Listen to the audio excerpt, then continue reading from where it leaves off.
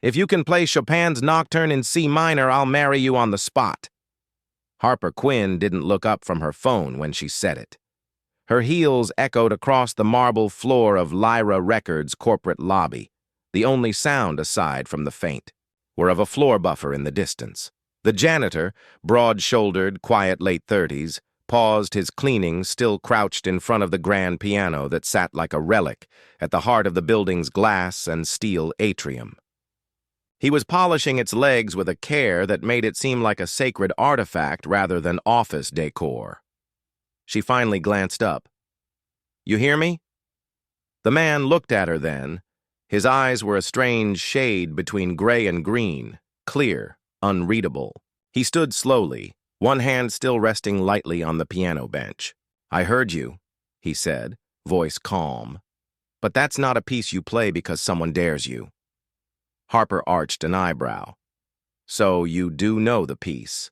He didn't answer, just returned to his work, folding the cloth in his palm with the same precision, as if he were folding a flag. Harper studied him a moment longer, then gave a soft scoff and turned on her heel. Didn't think so. She didn't know why she said it. Maybe it was the silence of another late night in the building she ran but didn't belong to. Maybe it was the absurd romance of the polished piano gleaming under pendant lights no one ever noticed. Or maybe it was the way the janitor had looked at the piano, not as an object to be cleaned, but as something remembered. Either way, the moment was over. She stepped into the elevator, swiped her badge, and disappeared into the belly of her kingdom. By the time Elliot Reed finished wiping the last fingerprint from the black lacquered lid, the building had gone completely still. He looked around once, then slid onto the bench. His fingers hovered over the keys, not pressing, just resting, as if trying to recall where they'd last belonged. He didn't play. He just sat there, eyes closed, listening to the silence. A silence shaped like memories he hadn't touched in years. The next morning, Harper's assistant handed her a report and a coffee and launched into a rundown of the day's agenda. But Harper wasn't listening. Her eyes were drawn across the glass to the piano in the lobby, where a faint smudge on the lid, impossibly faint, caught the light. She remembered his hand resting there, the stillness in his eyes. "Jennifer," she said, interrupting her assistant, mid-sentence. "Who's the overnight janitor?" Jennifer blinked. Elliot Reed works third shift, started 6 months ago." "Why?" Harper didn't answer. She just stared at the piano a second longer, then turned to her schedule like nothing had happened. That night, Harper returned to her office long after the others had gone. The building slept. She didn't. Deadlines, investor calls, an upcoming gala featuring a string quartet she didn't even care for. She shut her laptop and headed downstairs. Something about the silence pulled her toward the lobby. The lights were dimmed, casting the piano in, a soft halo, and there he was, Elliot, kneeling again, polishing the brass pedals. She cleared her throat. "I owe you an apology." He didn't flinch, didn't stop moving. "For what?" "For being condescending," she said, crossing her arms. It was a stupid thing to say, that Chopin comment. This time he did pause. Most people wouldn't remember. "I remember everything," Harper replied. "That's how I stay ahead." Elliot stood. "Then you should also remember Chopin isn't a party trick. He's prayer said to music." She tilted her head, intrigued despite herself. "You speak like someone who's played him." He gave a small, cryptic smile. "I've played a lot of things. Doesn't mean I still do." "Why not?" "Because some things stop belonging to you when you stop needing them to survive." Harper was quiet. "Then that sounds like something a man says when he's lost more than he expected to." Elliot looked at her long and hard. Then he nodded once. "Good night, Miss Quinn." He turned to leave. "Wait." He stopped. She walked to the piano, ran her hand along its edge. "Do me a favor. Next time I say something reckless, call me out." "Do you say reckless things often?" "Only when I feel something I don't understand." Elliot's gaze softened.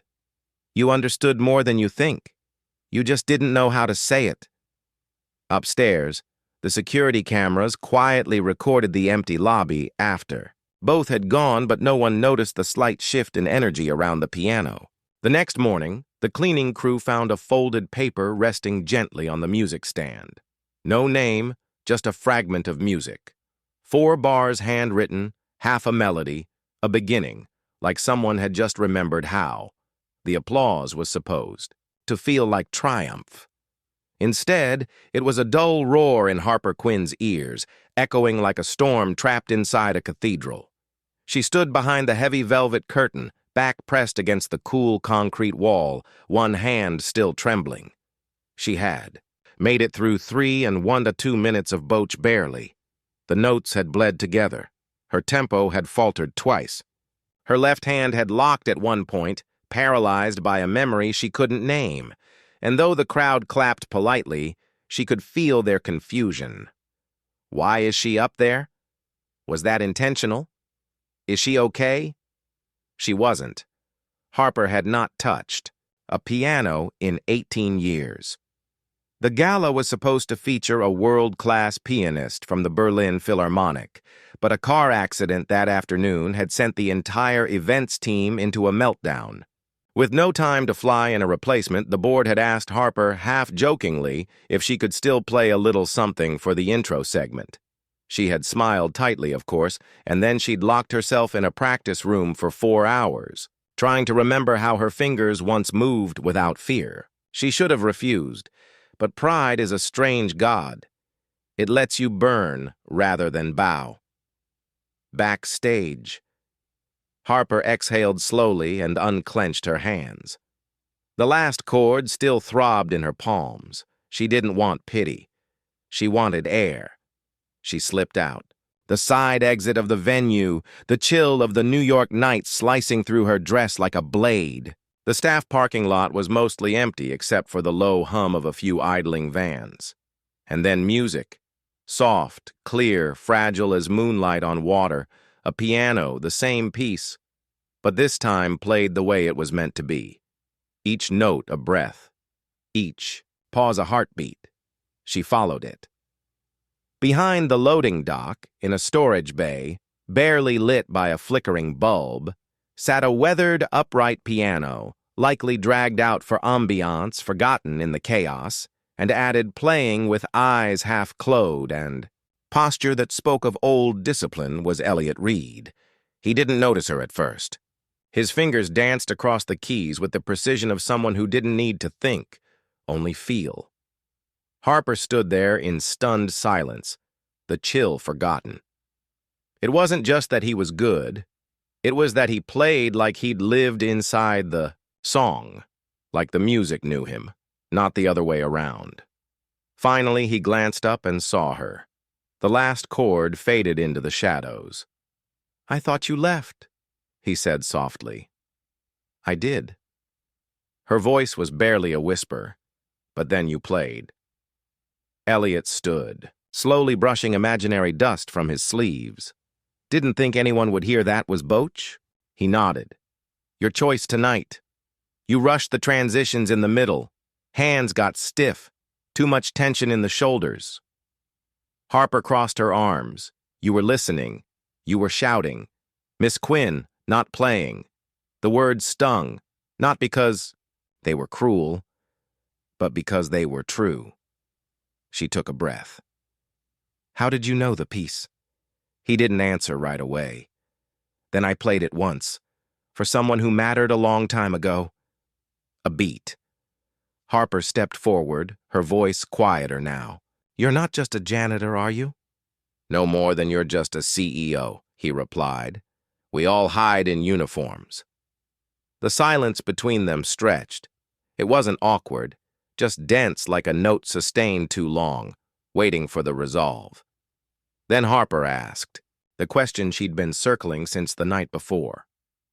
"Why are you here doing this? Cleaning floors, polishing pianos, hiding backstage?" Elliot didn't look at her when he answered. "Because life is a thief. It takes what you love and leaves, You with what you need to survive. And sometimes survival looks like pushing a mob. Harper's throat tightened. That's a poetic way of saying you gave up.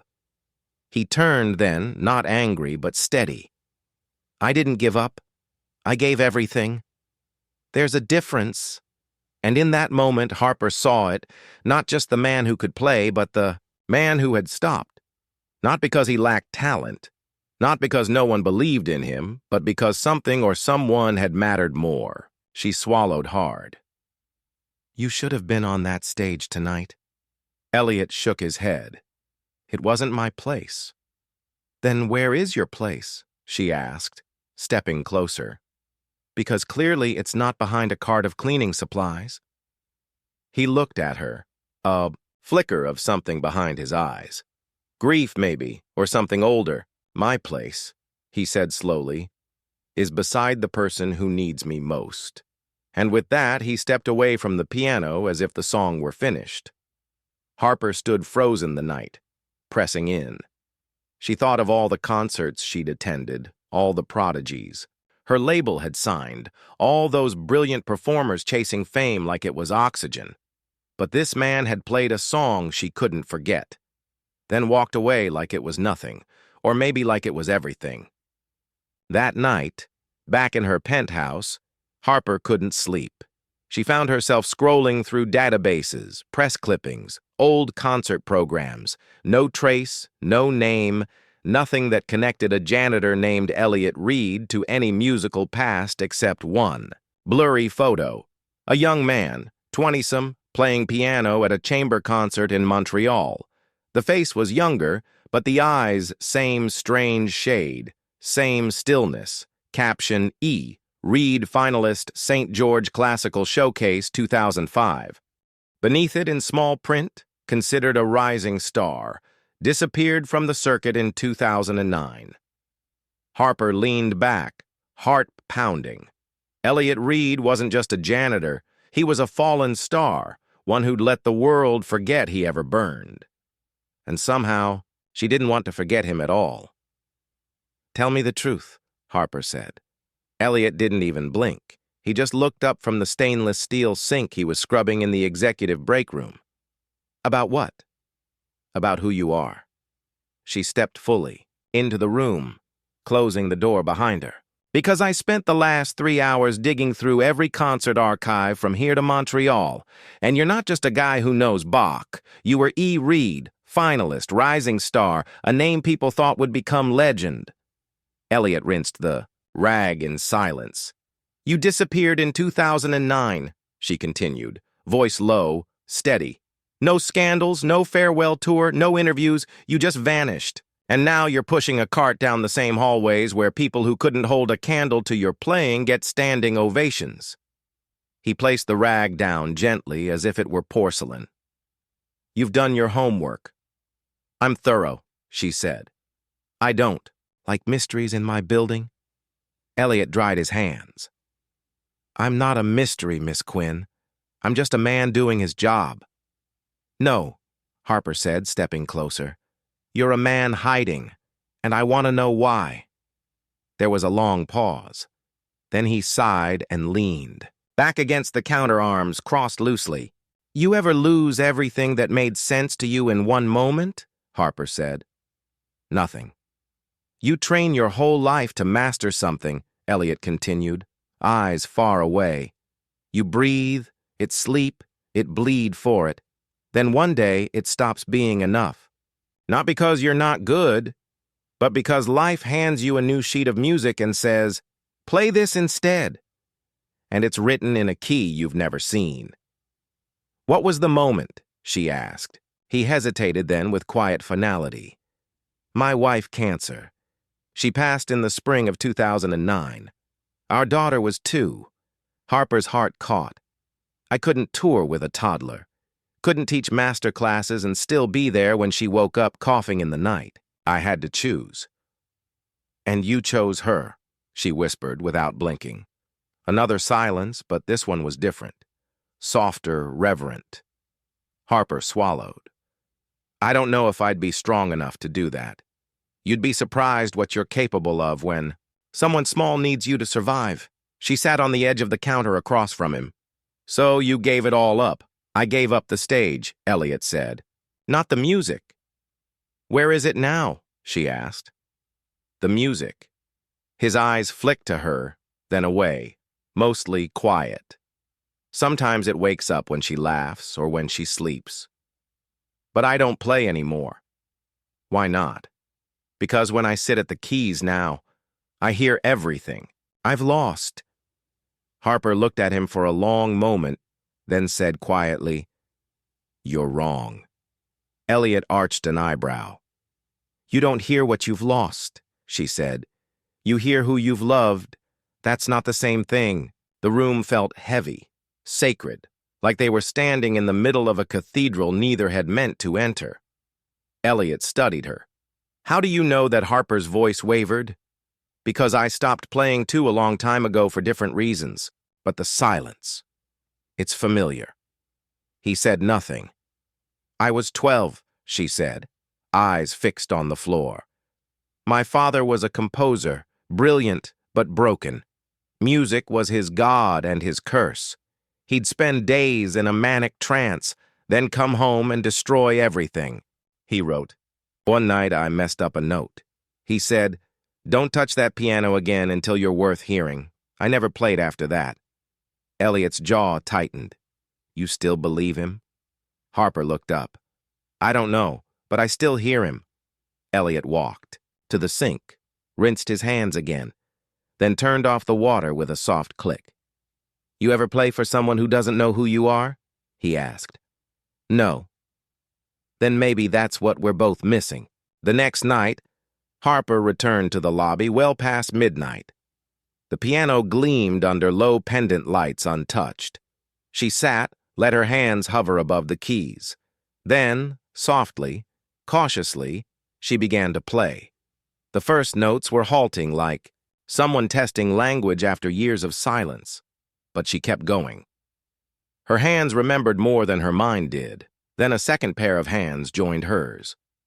Not intrusive, not showy, just there, lifting the melody where she dropped it, building a harmony that wrapped around her like a second chance.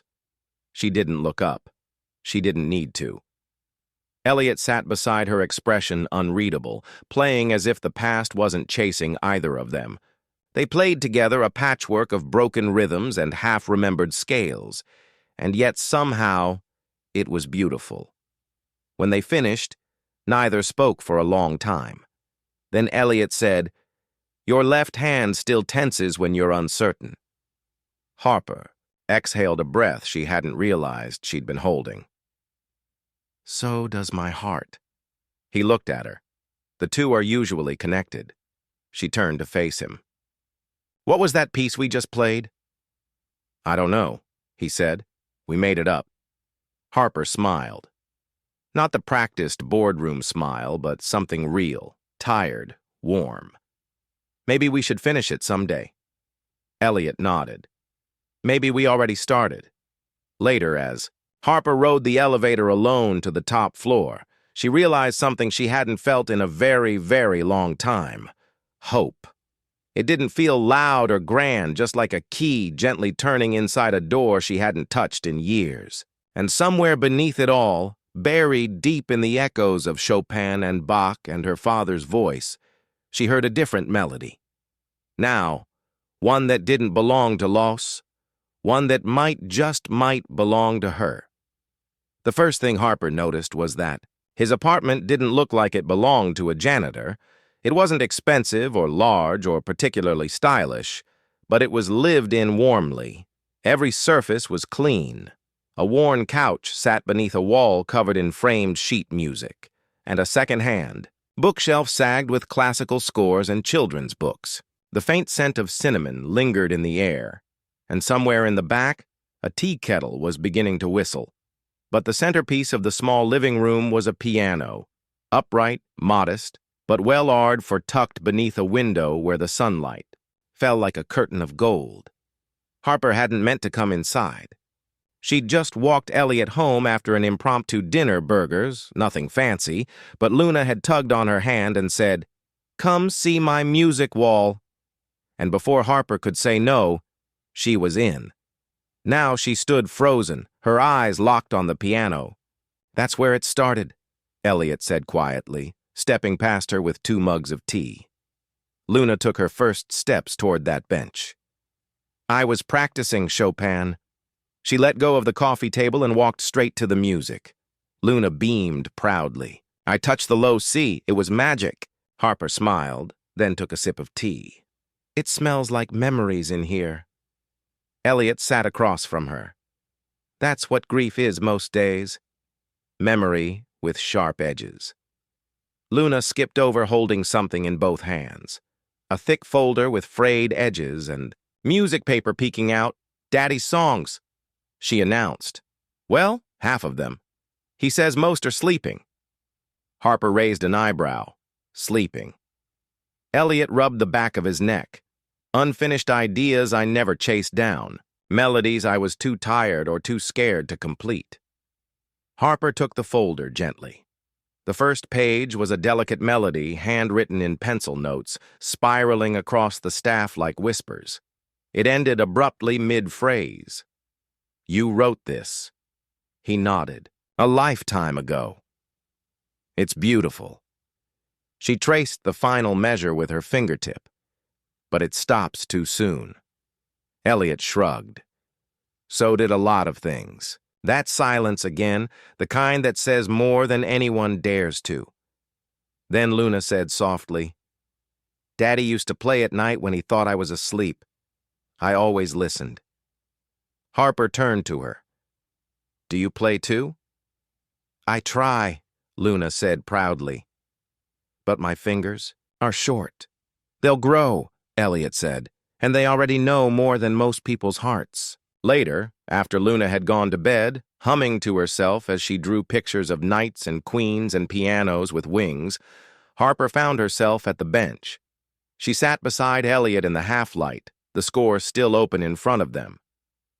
"Why this one?" she asked. "Why not finish it? He was quiet for a long time."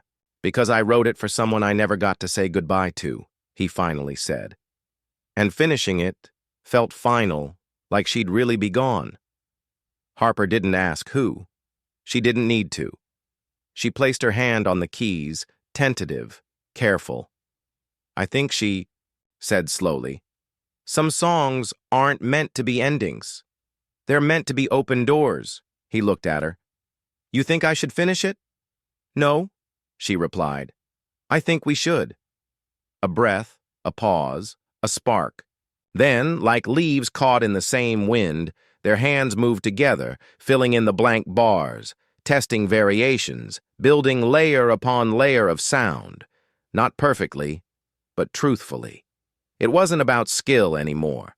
It was about presence. At one point, Elliot stopped listening. "You modulated early, I know." She smiled. It felt right. He shook his head with mock disapproval. "You're breaking the rules." "Rules never raised a child alone," she said softly. "Rules didn't hold you together when your world fell apart." Elliot looked at her. "No, but music did." The clock struck midnight before either of them noticed. Elliot stood stretching. "Luna's appointments are early tomorrow." Harper nodded, rising. "Thank you for all of this." He walked her to the door, but just before she stepped out, she turned. "I've been thinking about what you said about survival and sacrifice, and I realized something." "What's that?" "That you didn't just give something up. She said you gave yourself away piece by piece to build something bigger than you." He didn't speak. "You're not unfinished, Elliot. You're just waiting for the right person to turn the page." He swallowed hard. "Maybe it's time." She stepped into the hallway. "Good night, Mr. Reed." He smiled faintly. "Good night, Miss Quinn." And as the door closed between them, Harper realized she hadn't been this afraid or this alive in years, not because of who he was, but because of who she was with him. That night in her penthouse, Harper sat alone at her own piano, untouched for over a decade. She opened the lid, placed her hands on the keys, and finished the phrase he'd started. The next time Harper visited, it wasn't planned. She told herself she was just dropping by after a client meeting uptown. But the truth was, the silence in her penthouse had begun to feel deafening again, and she was starting to realize something. Sometimes it wasn't music you missed. Sometimes it was the people who made you want to listen. When Elliot opened the door, Luna barreled into Harper with an enthusiastic hug, nearly knocking her purse sideways. "You came back?" the girl beamed. "I was practicing the new piece. I gave it a title." Harper crouched to her level. "Yeah, what is it?"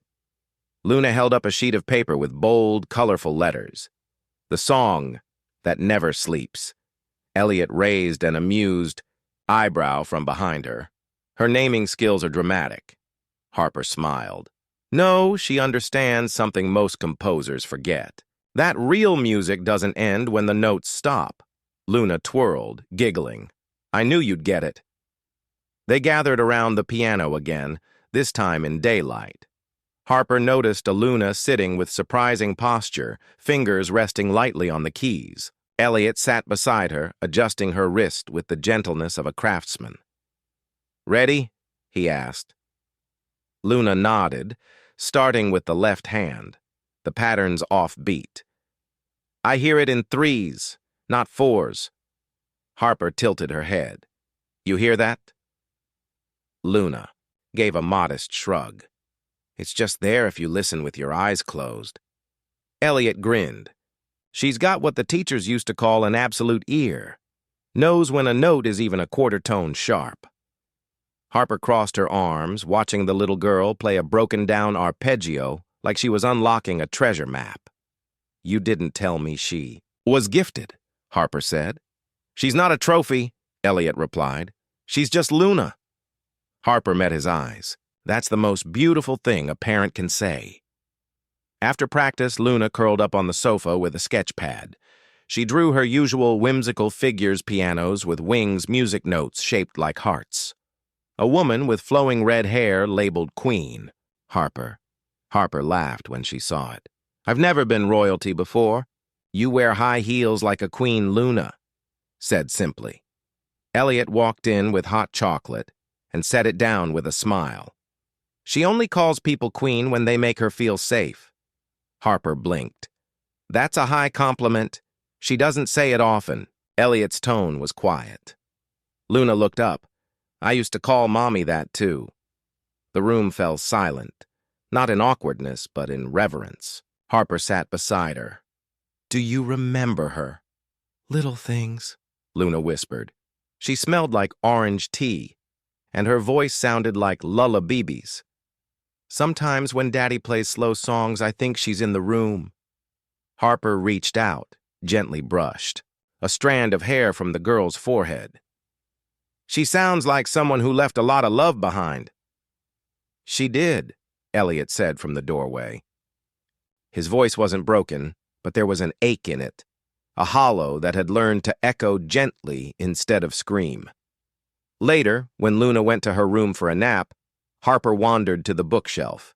She ran her fingers across worn bindings, old programs, photos of Elliot and Luna at parks and hospital waiting rooms, and birthday cakes with uneven candles. But what caught her attention was a faded journal with a red ribbon tucked inside.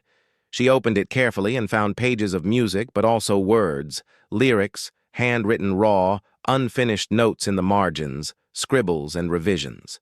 A phrase repeated, again and again.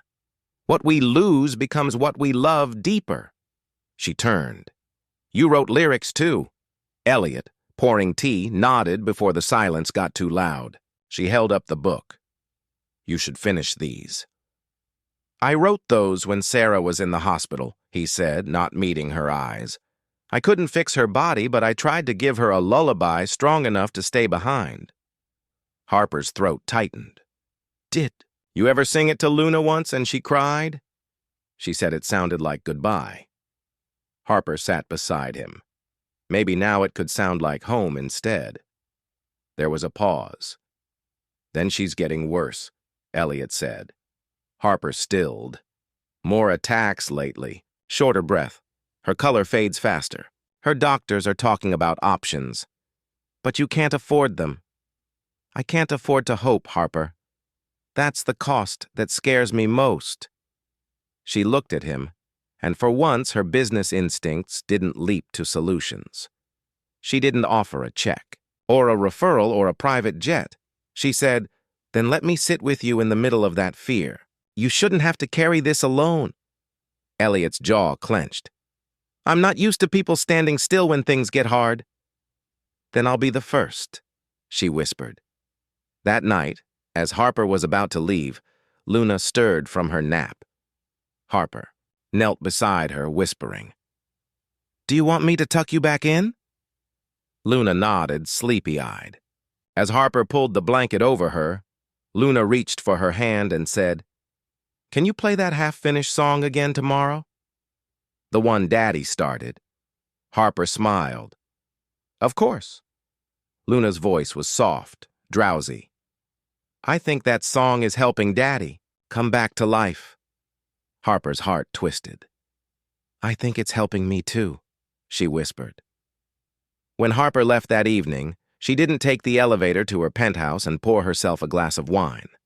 She went home, sat at her piano, and opened a blank page. She wrote the first line of a new melody, and beneath it, in cursive, "For the girl with the perfect ear and the father learning to listen again."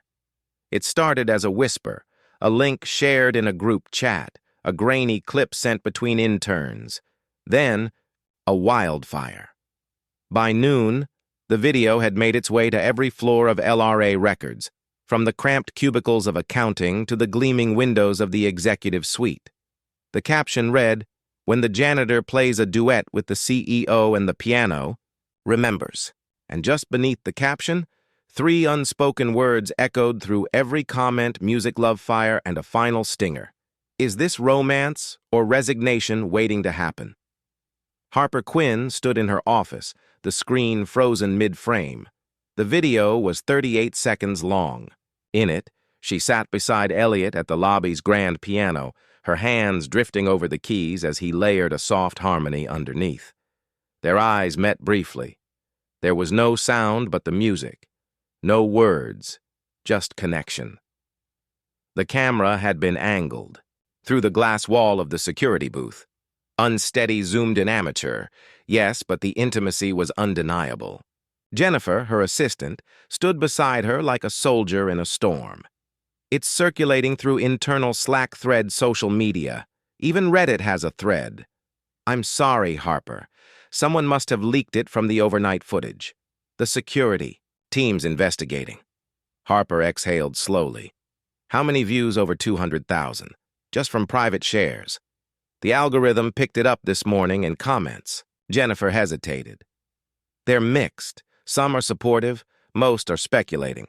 Office gossip, power dynamics. You know how these things go." Harper turned away from the screen. "Do the board members know they've called 6 times?" Richard left a message asking for a frank conversation this evening. Harper closed her eyes. Of course he did. She found Elliot in the staff stairwell 2 hours later, wiping down handrails with practice deficiency. He didn't look up when she entered. "I was wondering when you'd come." Harper held out her phone. "It's everywhere." "I know. You knew someone recorded us." "I found out this morning. Someone in payroll winked at me and said, 'Nice duet, maestro.' I thought he was having a stroke." Harper didn't smile. "This isn't funny." "No, it's not." She stepped closer, her voice low. "They're turning this into something it's not turning you into something you're not. They're saying you're using me or I'm manipulating you or that I'm a project you took on to fix your public image." He finally looked at her. "And what do you think it is?" Harper blinked. "I think it's real. Whatever this is, it's the most honest thing I've touched in years." Elliot studied her. "Then why do you look like you're already running from it?" Her voice cracked. "Because I know how this ends. Tell me. They'll drag my name, question my judgment, my leadership, everything I built. And you think I don't know how that feels? His voice was calm but sharp now. I gave up the only thing I was ever praised for. I vanished so my daughter could breathe. You think I don't know what it means to watch a life dissolve? She looked away. I didn't ask for this. No, he said. But you played for it. You showed up for it, and now you want to hide. I'm trying to protect you, she snapped. No, Elliot replied. You're trying to protect your image, and you're using me as the reason to retreat. That landed like a slap. He didn't flinch. Let me ask you something, Harper. When was the last time you stayed in something messy? Something you couldn't script, couldn't schedule, couldn't control? Her mouth opened, then closed. That's what I thought. She stepped back, arms wrapped around herself like armor. You have no idea the pressure I'm under. You're right, he said. I just know what it feels like to be left standing when someone walks away. A beat. Then Harper whispered, Is that what you think I'll do? I don't think it, Elliot said. I see it. The next morning, headlines hit the trade sites. Power ballad or power imbalance. CEO Harper Quinn caught in intimate moment with Janitor. Leary Hugh Records faces backlash over workplace boundaries. Viral duet sparks. Ethics inquiry. Inside Lyra's headquarters, whispers followed Harper down every hallway. She didn't need to hear the words. She felt them. The board meeting was scheduled for 4:00 p.m. She entered the room 20 minutes early, sat at the head of the table, waited one by one. They filed in Richard Quinn, chairman of the board, and her late father's brother entering last. Harper, he said curtly, taking a seat. We need to address the optics. Of course, we'll issue a statement clarifying your relationship, with Mr. Reed as non-romantic, and outline our zero-tolerance policy moving forward. Harper looked up. It is romantic. Silence. I'm not going to lie to clean up your discomfort, she said. I sat at that piano because I felt something real. I'm not ashamed of it. Richard frowned. This could cost the company millions. Harper met his gaze. Then maybe we should ask why we build something so fragile that a single moment of humanity can shake it. A beat. You're making a mistake, Richard warned. No, she said. I'm choosing something else for once. Later that evening, Harper stood outside the building. No press, no entourage, just herself alone under the city's gray sky. Her phone buzzed. A message from Elliot. We lost something today, didn't we? Or maybe we finally stopped pretending we never had it. She stared at the screen, then typed, I don't want to lose you.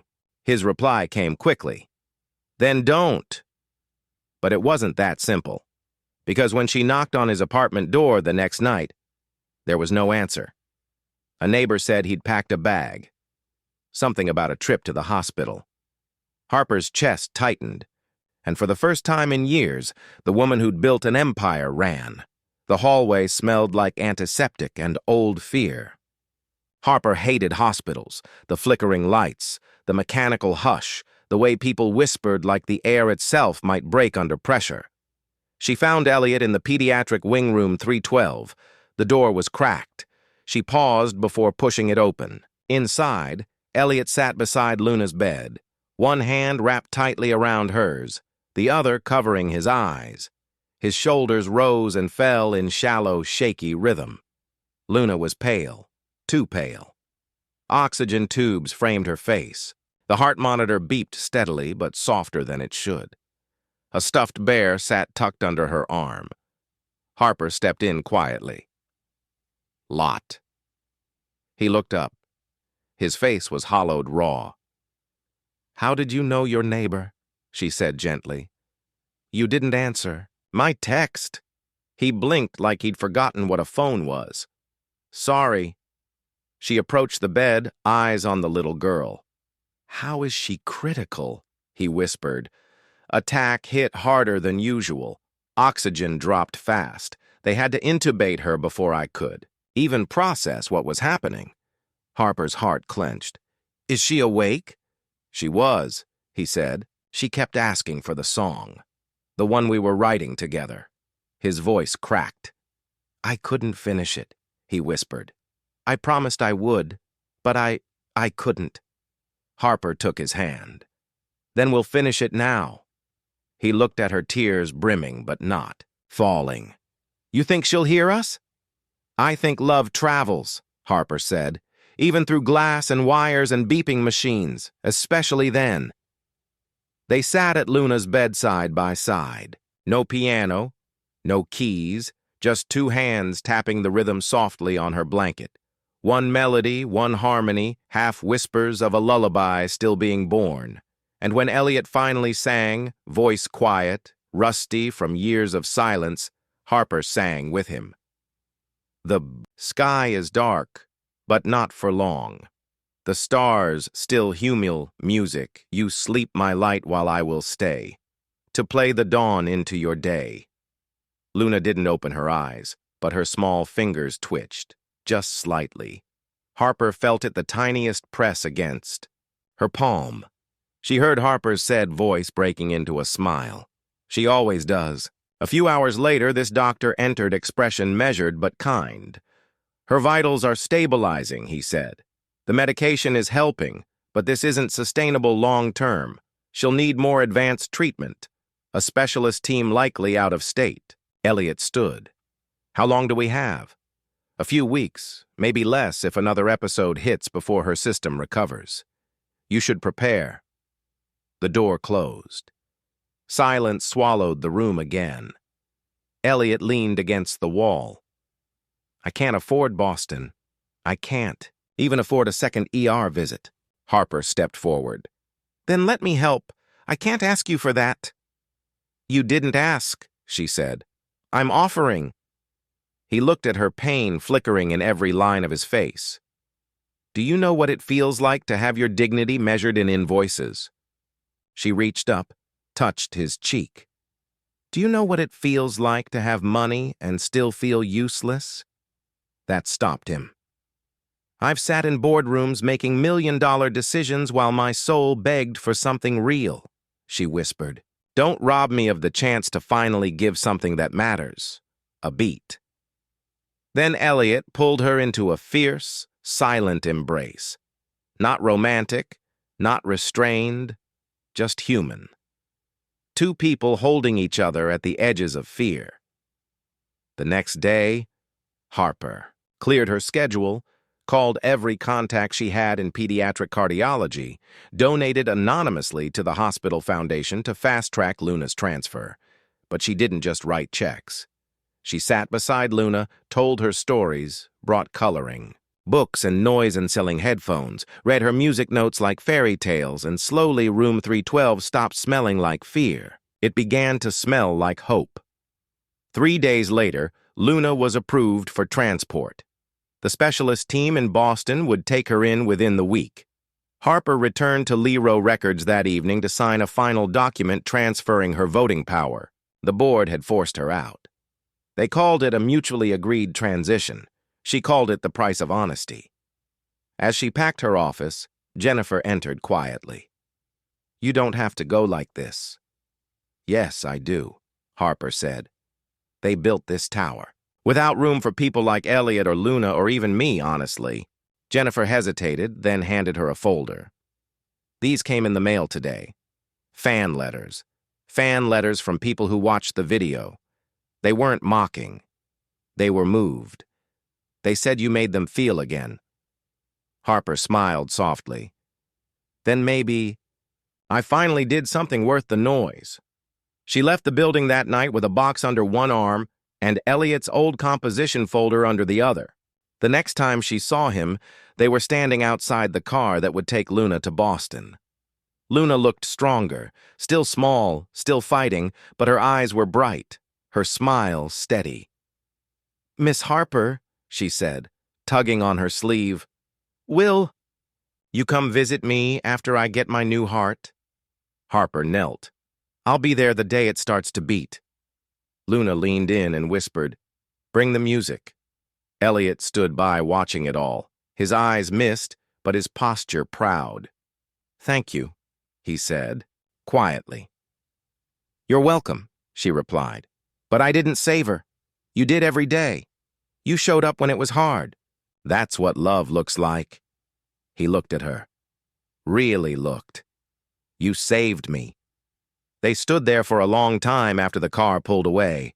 No rush, no words, just music humming between them without sound. That night, Harper sat at her piano alone. She pulled out a blank sheet. At the top, she wrote "Finale," the song that never slept, and below it for the girl who fought to breathe and the man who never stopped listening. The room was colder than she remembered. The boardroom table, 42 FT of walnut and polished ego, sat like a monument to control.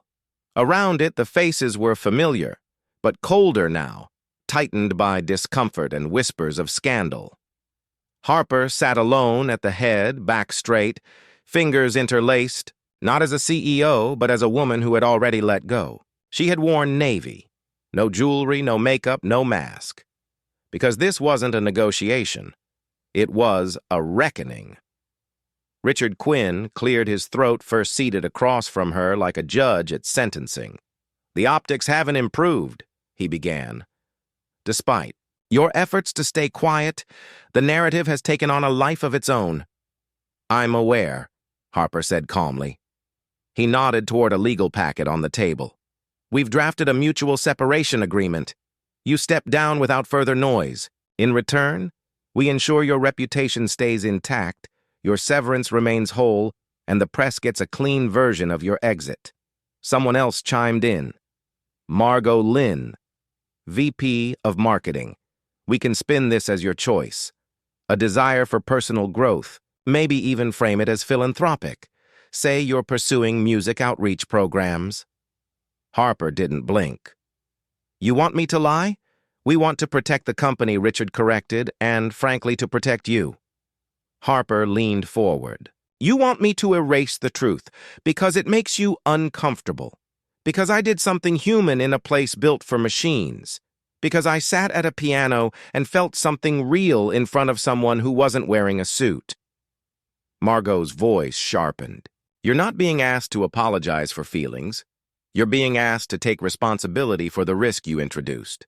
"There's no risk in loving people," Harper said, voice cutting clean through the room. "The risk is in pretending you don't." Silence. Richard closed the folder with a snap. "Then let's stop pretending. If you reject this agreement, we'll proceed with a vote of no confidence. You'll be removed with cause. That affects not just your severance, but your legacy." Harper exhaled slowly. "I've carried this company through lawsuits, market crashes, and artist meltdowns. I've worked 18-hour days for years, built brands that outsold expectations, mentored interns who became vice presidents, and now you want me gone because I loved someone you didn't see coming." Her voice lowered. "Let me ask you something, Richard. When did we become so afraid of grace?" He flinched. Margot looked away. Harper stood. "I'm not going to sign your lie, and I'm not going to beg to stay. If being human costs me my seat at this table, then I'll build a better one. Somewhere people like Elliot Reed don't have to disappear to survive. Somewhere, music still matters." She reached into her bag and placed a small envelope in front of Richard. "What's this?" he asked. "A personal donation to the LRA Foundation," Harper said, "to fund music education for underprivileged kids. Name it after whoever you want, but don't let it go to waste." Then she turned to the rest of the room. "I'm leaving not because I'm ashamed, but because I've remembered who I am." No one moved as she walked out. She didn't take her nameplate, didn't say goodbye because some endings don't need punctuation, only purpose.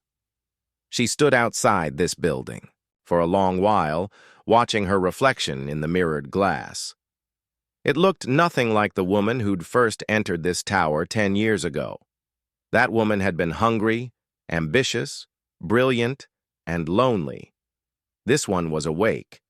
And as she stepped onto the sidewalk into the afternoon light, Harper Quinn didn't feel like she was falling.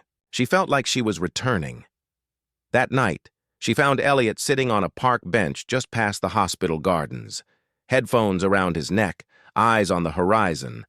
She didn't speak right away, just sat beside him.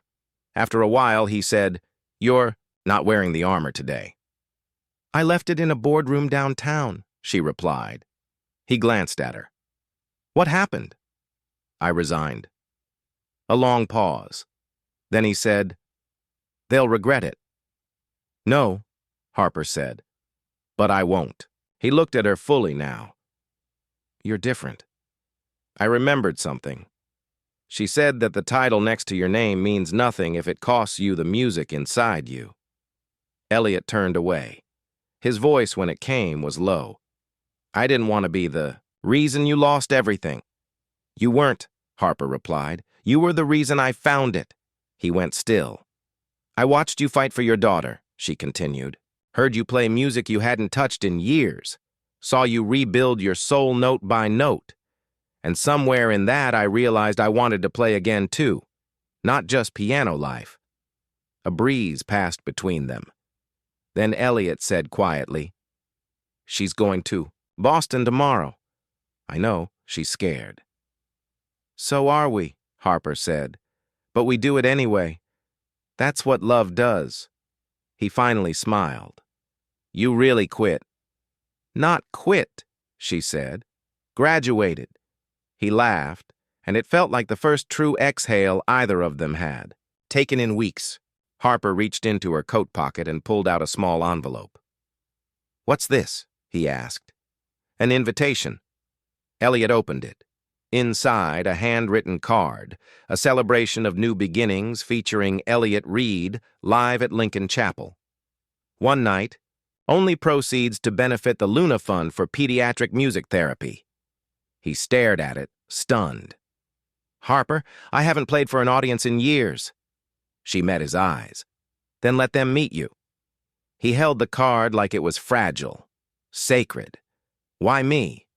"Because people need to hear what healing sounds like." Elliot swallowed hard.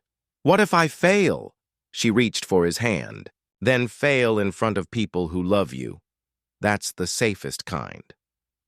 They sat in silence after that, but it wasn't empty. It was filled with promise, and as the sun dipped low, Elliot whispered, "Do you think she'll be okay?" Harper squeezed his hand. "I think she's got the strongest heart I've ever met, and it's just waiting for a melody worth growing into." The apartment was quiet, too quiet for a Saturday morning. Elliot stood in the doorway of his tiny kitchen, staring at the folded piece of paper Luna had left on the counter. It wasn't her usual scribble on napkins or crayon trails across cereal boxes. This was different. It was a letter carefully folded, addressed in shaky block letters. To Daddy from Luna, but serious this time. His hands trembled slightly as he opened it. "Dear Daddy, if I don't wake up after Boston, don't be sad. I know I was your song, but you're mine too. So, if I can't finish our song, I want you to promise. Promise you'll play it for me one day, not alone, but in front of people, like Mommy used to say, where love can echo. Tell Miss Harper thank you for finding your music, and tell her I think she's pretty even when she's mad. P.S. I put something under the piano. It's for when you're ready. I love you more than marshmallows. Love, Luna, the bravest girl you ever met." Elliot sat down, the letter still in his hand, the air thick around him. His eyes drifted to the corner of the living room where his upright piano stood dusty and long silent but never unloved. He knelt beside it, pulled at the warped wood panel beneath the keys. Inside, tucked carefully in a jewelry box that used to belong to her mother, was a single brass key and a sticky note. "Use this when you feel like being loud again." A heart, a doodle of him at a piano, and a smiley sun drawn over the word loud. Elliot laughed through his tears. That key wasn't just a key. It was the spare to the chapel. The Lincoln Chapel was more rumor than venue. a tucked-away hall at the edge of the city park, once a sanctuary for lost souls and music students who couldn't afford Carnegie. It had been closed for years, then quietly reopened by a non-profit Harper had quietly funded under a different name. When Elliot arrived, he expected the space to be empty, but when he stepped inside, the air carried something waiting. The grand piano stood at center stage, its surface still gleaming despite the age of the room. But what stopped him wasn't the piano. It was the letter sitting on its bench. He recognized the handwriting before he even opened it. Harper? I didn't know how to fix what was broken between us. But maybe it doesn't need fixing, just music. Luna believes in echoes. She believes in the kind of love that ripples even after the sound is gone. So I booked the room. I lit the candles. I called in every string I've ever owed to make sure this place, this moment would be yours when you were ready. Play for her, Elliot. Play like she's listening because she is. And if by some miracle you play for me too, I'll be there. H. Elliot folded the letter slowly, then sat. And for a moment he simply stared at the keys. He'd played for record labels once, for concert halls, for applause and critics and dreams that now felt like another man's. But this would be the first time he played for his daughter.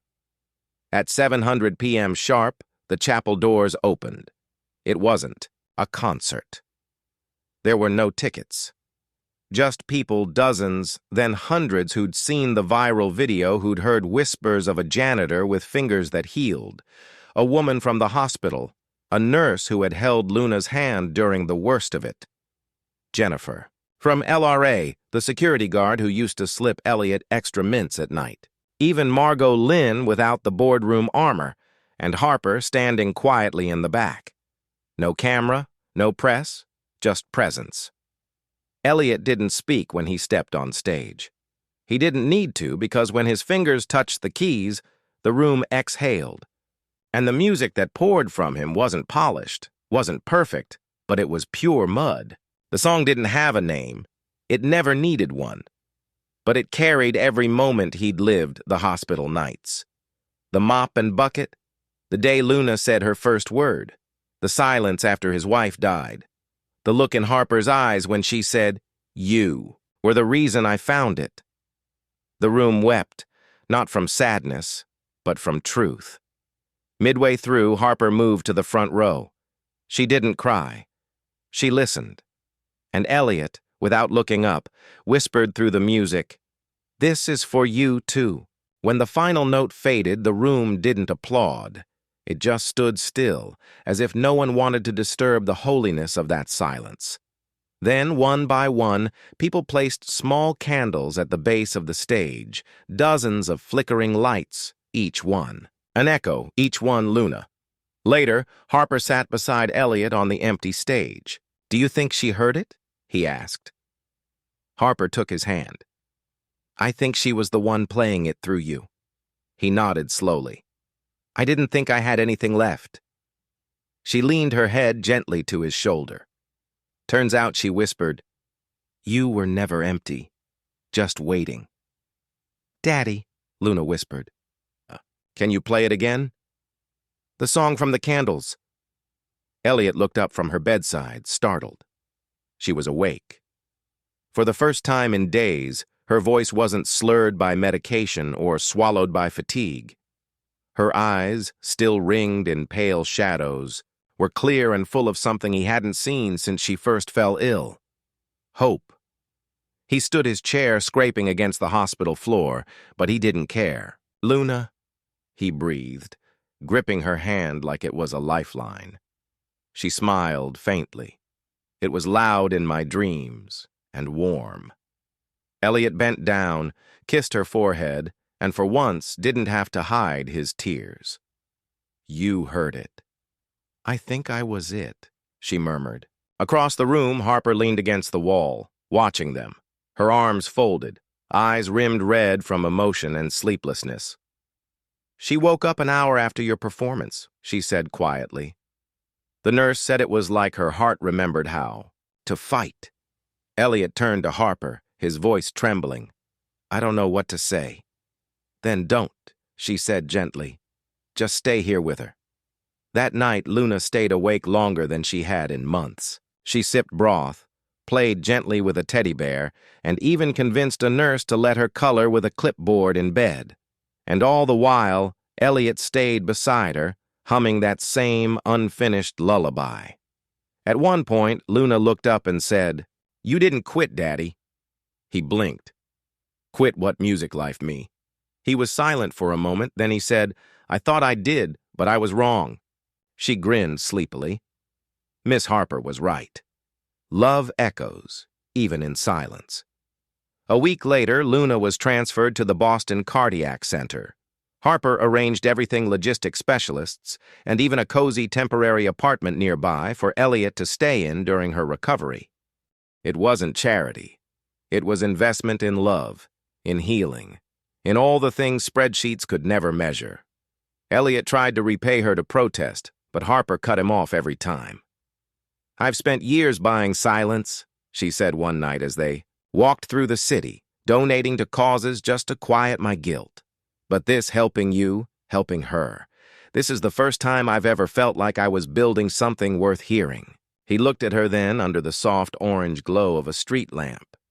"You know you're part of the melody now, right?" She smiled softly. "I was hoping you'd say that." The night before Luna's surgery, Harper joined Elliot and Luna for a quiet dinner. In the apartment, it was just soup and grilled cheese, but to Luna it was fancy because they'd used cloth napkins. Midway through the meal, Luna turned to Harper and asked, "Do you love my dad?" Harper choked on her water. Elliot froze mid-bite. "Luna?" he gasped. "What?" she said innocently. "You look at each other like the movies, but real." Harper wiped her mouth and composed herself. "Well, your dad is very special." Luna nodded. "I know. He hides it, but he's basically magic." Elliot covered his face with both hands. "I'm officially mortified." Harper leaned forward. "And if I did love him?" Luna shrugged. "Then you should tell him before his hair gets too gray." They all laughed, deep, genuine belly laughter. The kind that doesn't just echo, it roots itself in your bones. And later that night, when Luna fell asleep, curled against her dad's chest, Harper sat beside him on the sofa. Neither of them spoke for a long time. Then Elliot whispered, "She's not wrong." "About what?" "You should probably tell me before it's too late."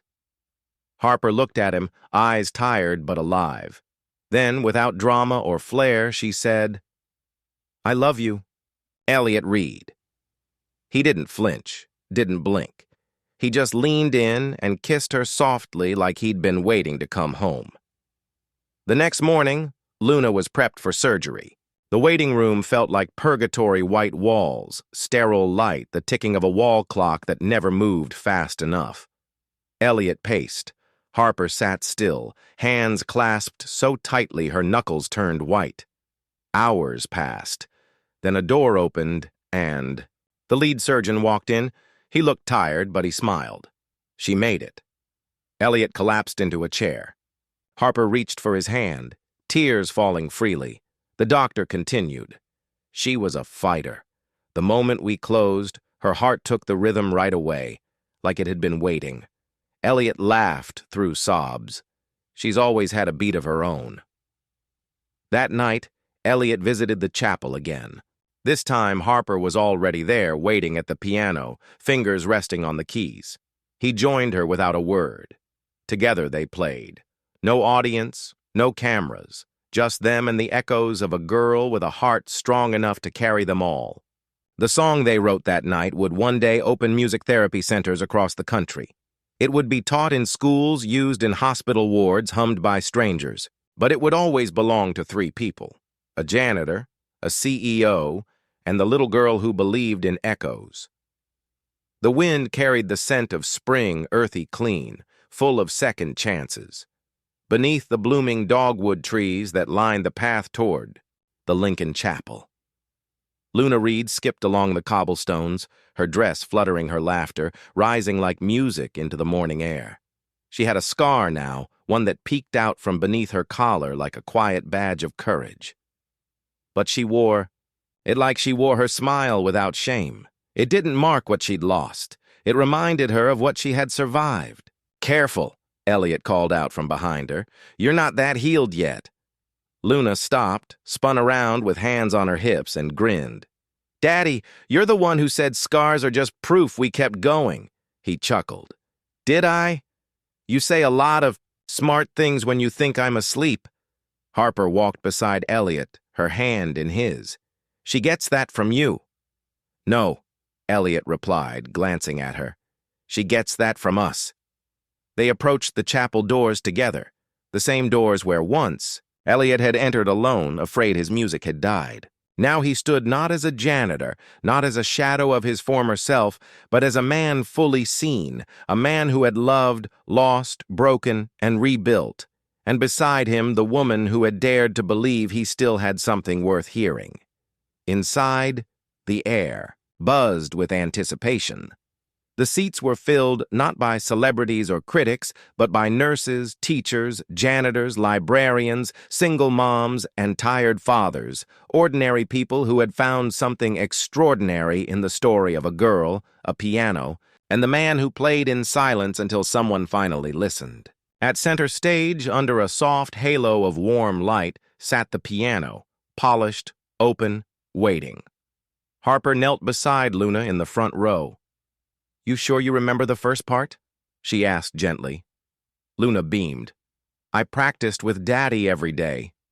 Harper smiled. "And if you get nervous, I'll just look at you and pretend you're a giant marshmallow."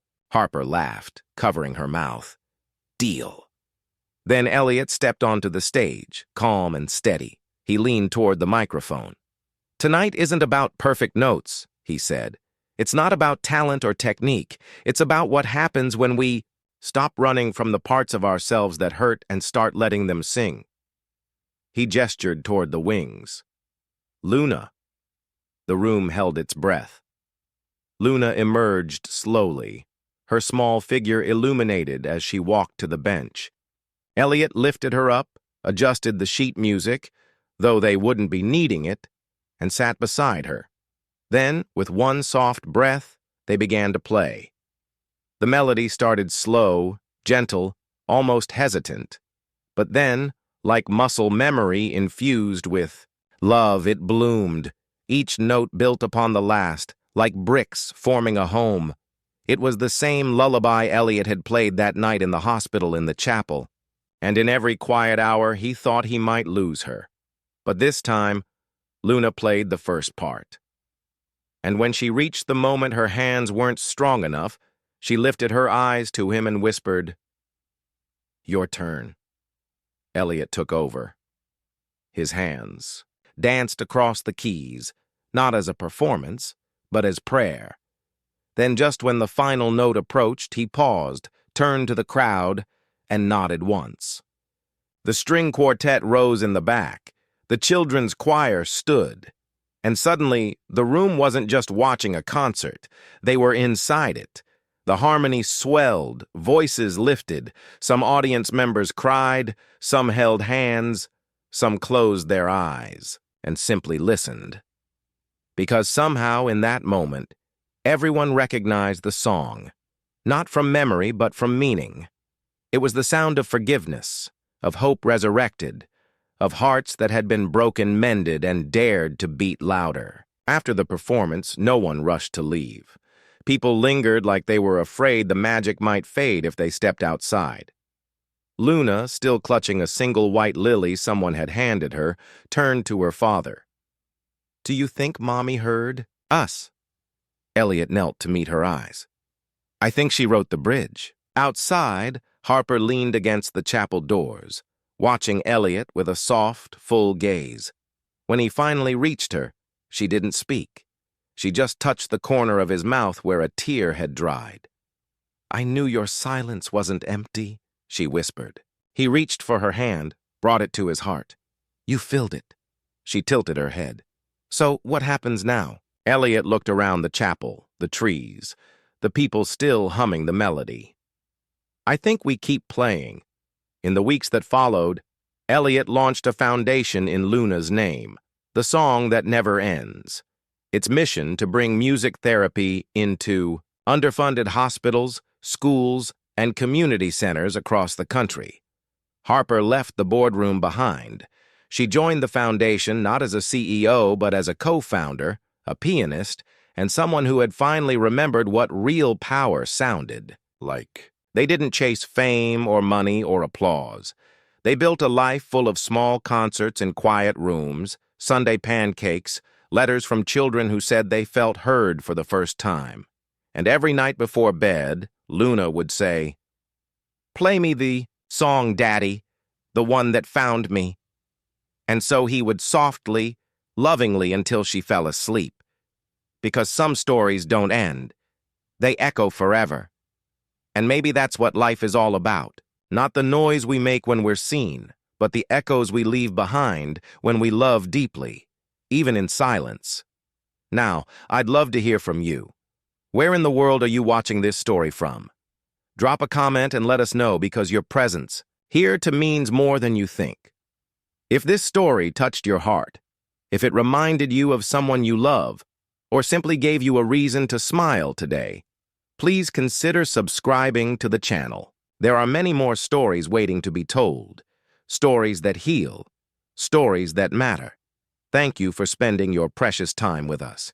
Until the next story, stay kind, stay brave, and remember, sometimes the quietest people play the loudest songs.